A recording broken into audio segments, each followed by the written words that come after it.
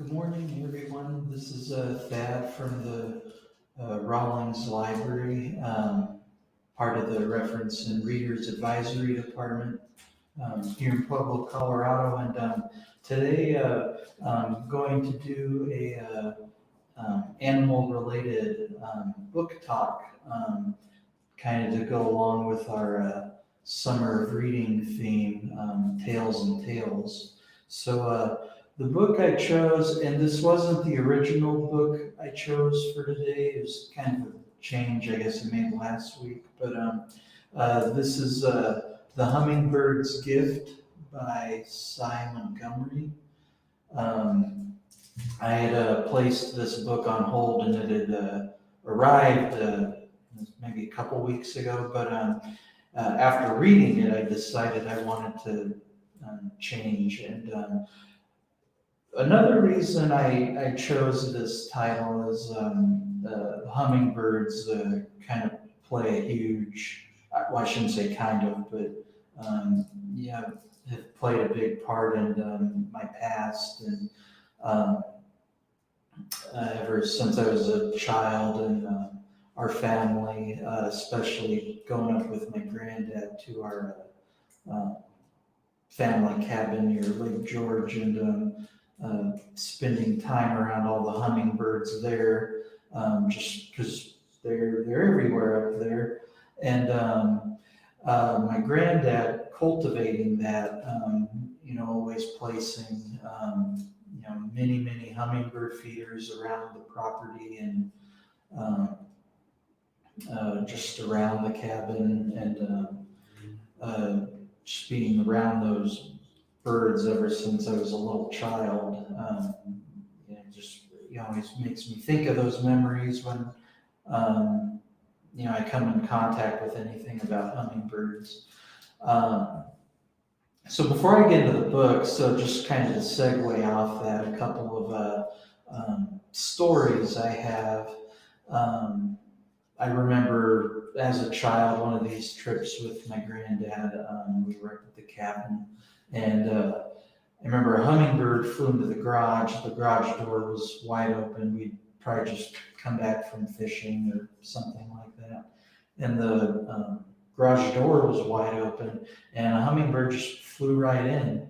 And my granddad just real gently, he got a ladder and went up and just real gently grabbed the little bird. And as a child, you see your granddad, and he's got what seems to be like mammoth-sized hands, and just real gently holding this tiny little hummingbird. And then he just walks out the garage and lets it go, and it hummed away. Um, and his love for hummingbirds, reflected into his home decor.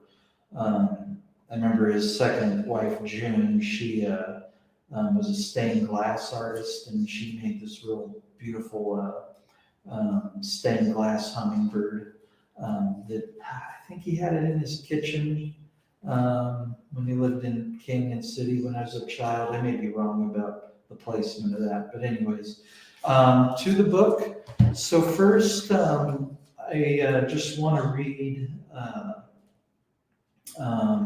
a little bit about the author here, Montgomery, and this is just the her little bio in the back of the book.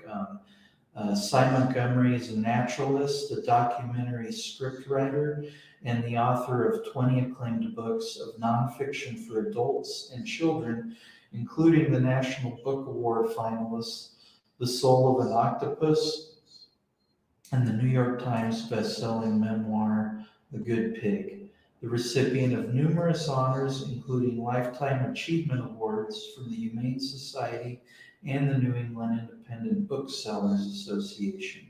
She lives in New Hampshire with her husband, their border collie, and a flock of chickens. So definitely an animal lover. There's a picture over there with her border collie.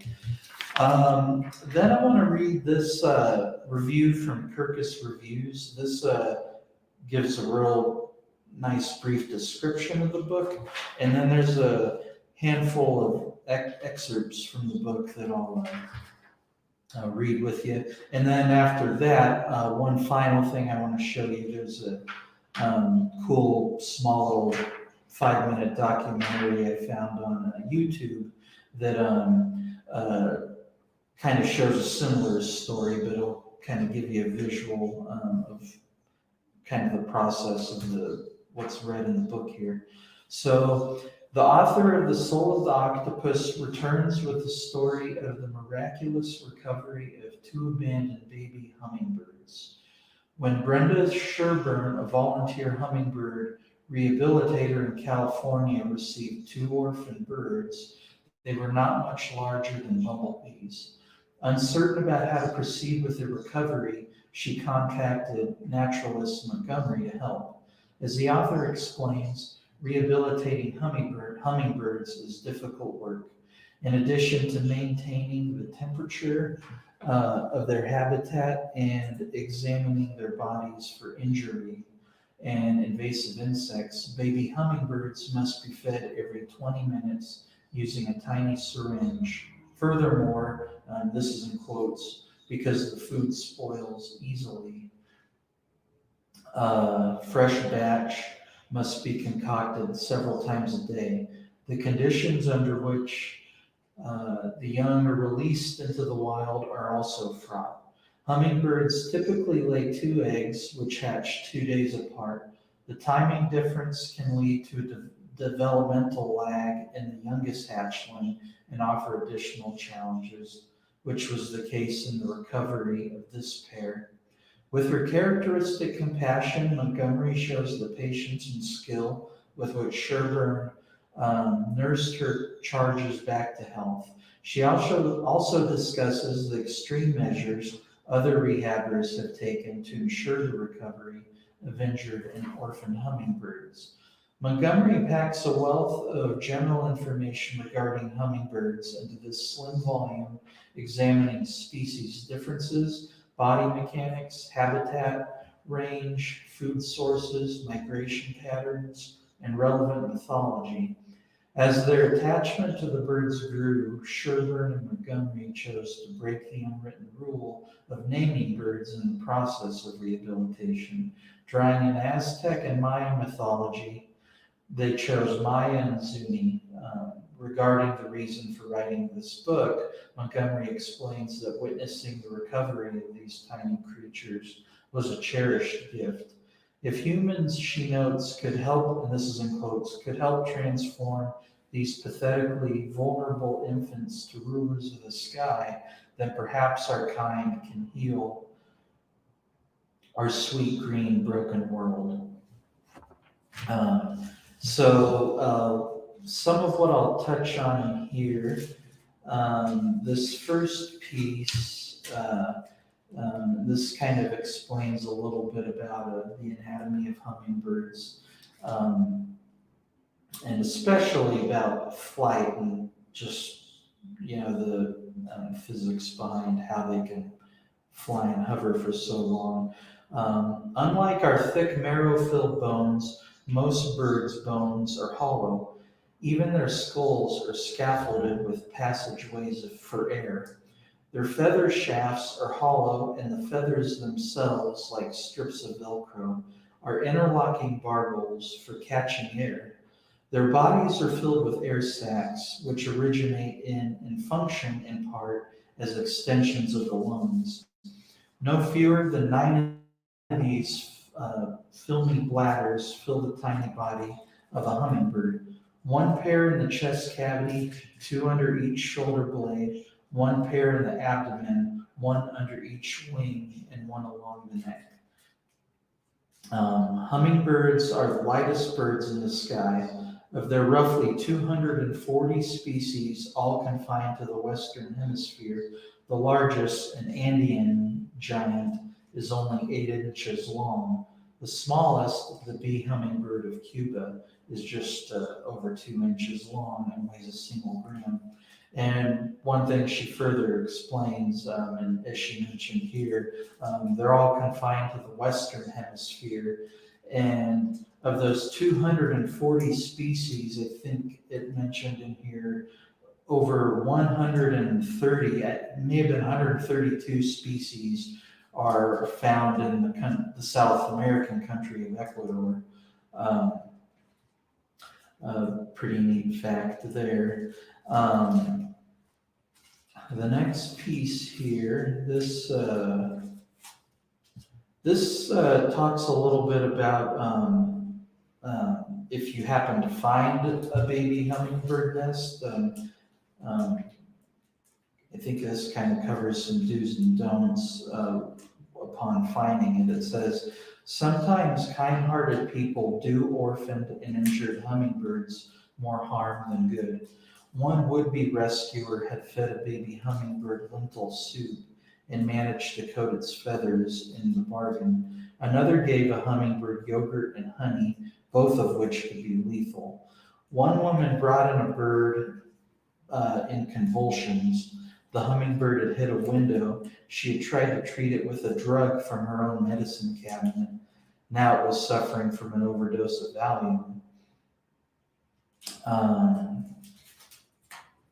And that reminds me of something that my granddad always taught me about feeding hummingbirds.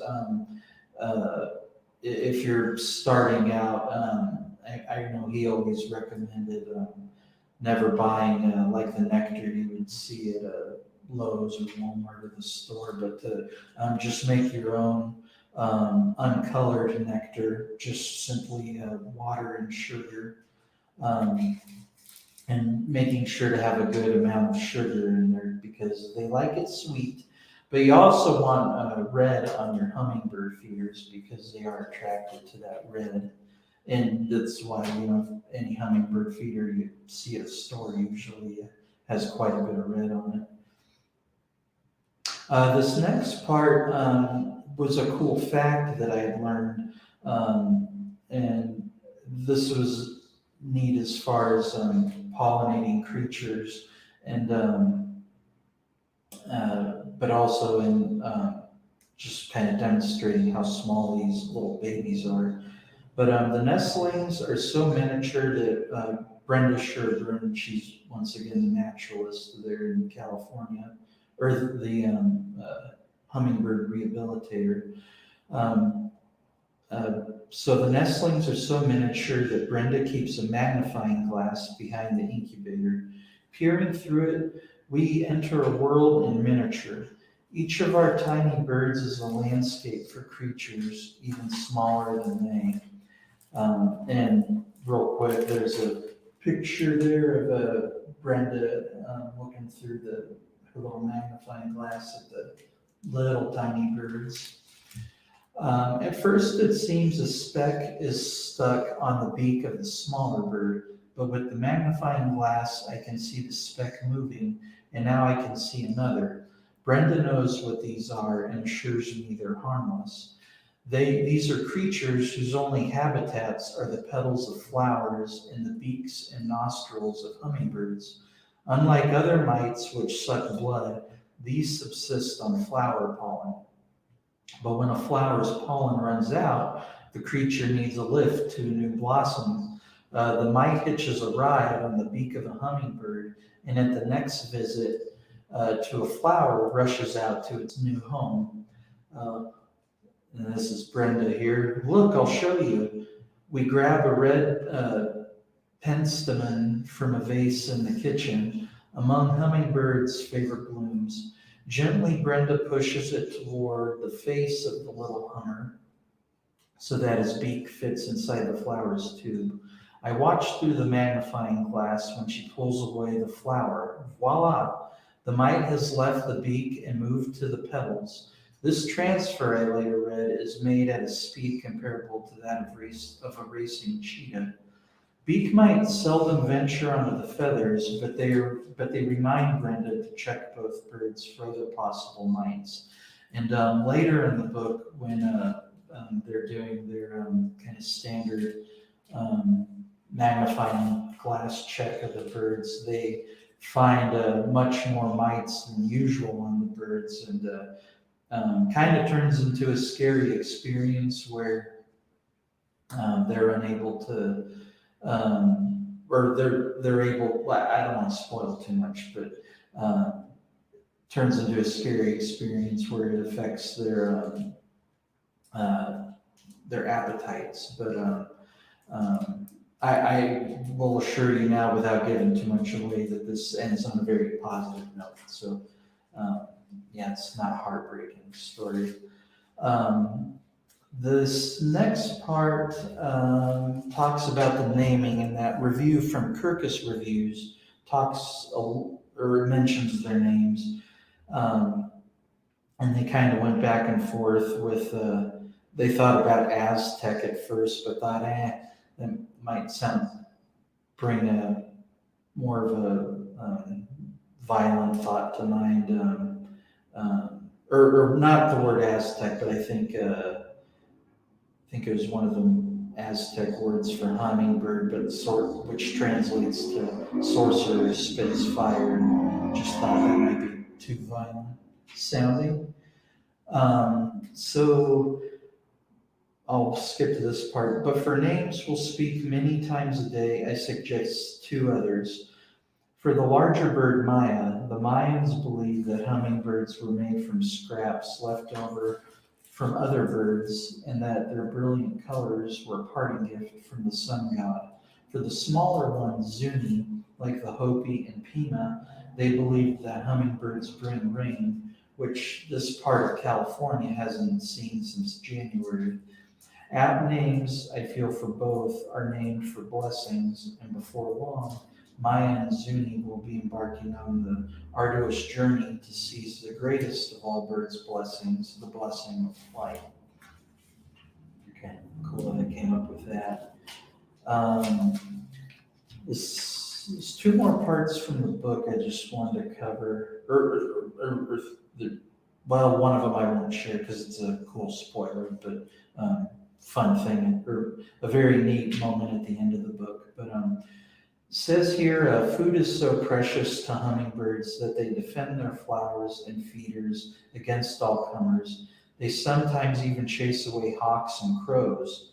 Their main rivals, of course, for the food are other hummingbirds, and hummers' belligerence toward their fellows is legendary.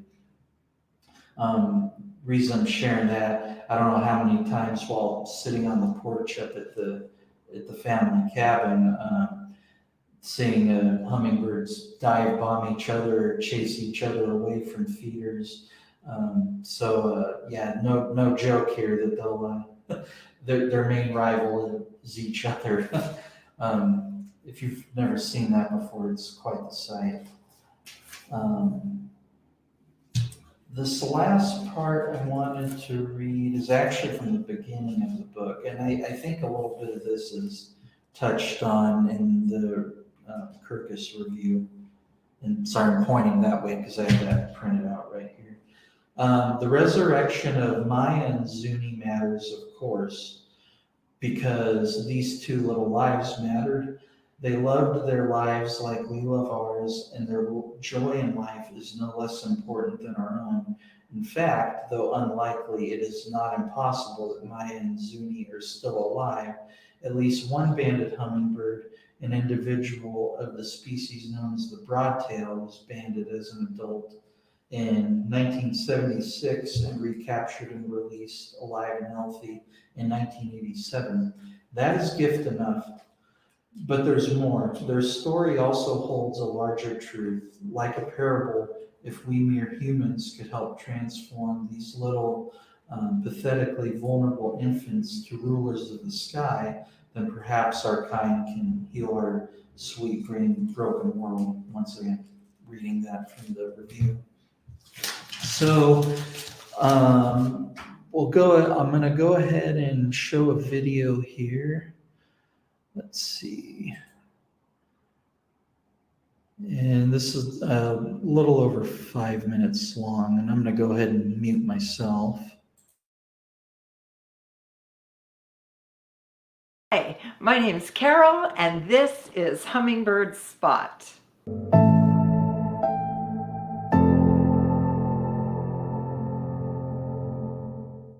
Thank Thanks to Alec from Nature with Alec, we were able to put a couple of cameras on a little Allen's hummingbird's nest. Our community of watchers named the mother Emerald and her babies Ruby and Sapphire. If you missed Ruby and Sapphire's hatch, there's a link at the end of this video. But today, we're going to follow Ruby and Sapphire as Emerald fed them day by day so they could get bigger and get ready for their first flight.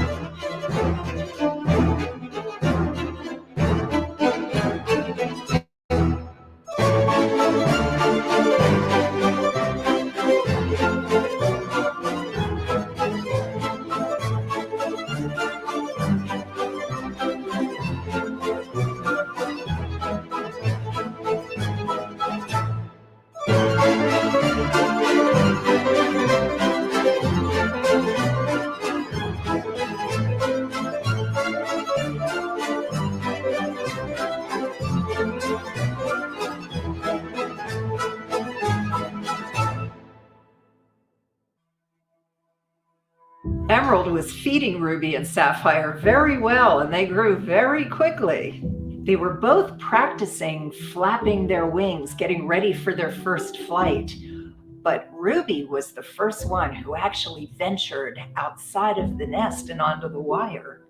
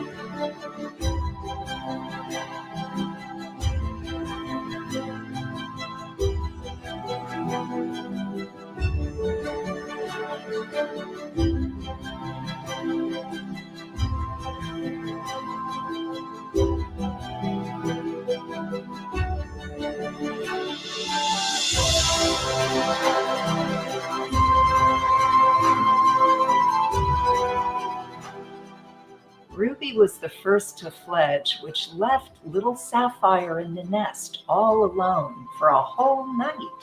And it looks like Sapphire wanted to leave, but just couldn't let go.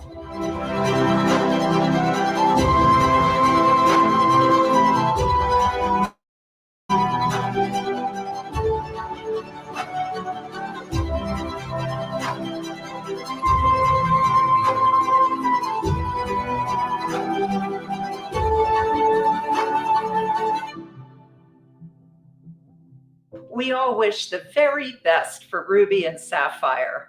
But once they fledged, Emerald started preparing the nest and reinforcing it. And we all know what that means. She's preparing for more little hummingbird babies. Now, make sure you subscribe and hit that bell because you're not going to want to miss any news from this nest or my adventure videos where I'm trying to photograph.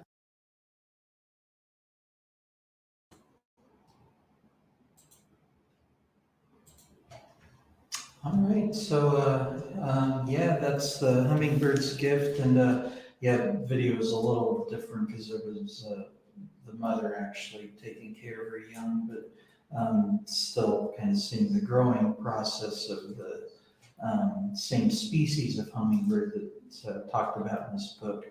And so yeah, this is something we have here. So there's a window in front of me, major glare. But we do have this here in the district. Once I'm done in here, I'm going to go return it, so it'll be available. So yeah, if you're looking for a nice uplifting animal tale and you love hummingbirds, I definitely give this a read, and a very quick read. But yeah, thanks for tuning in this morning, and take care, and have a good rest of your Wednesday.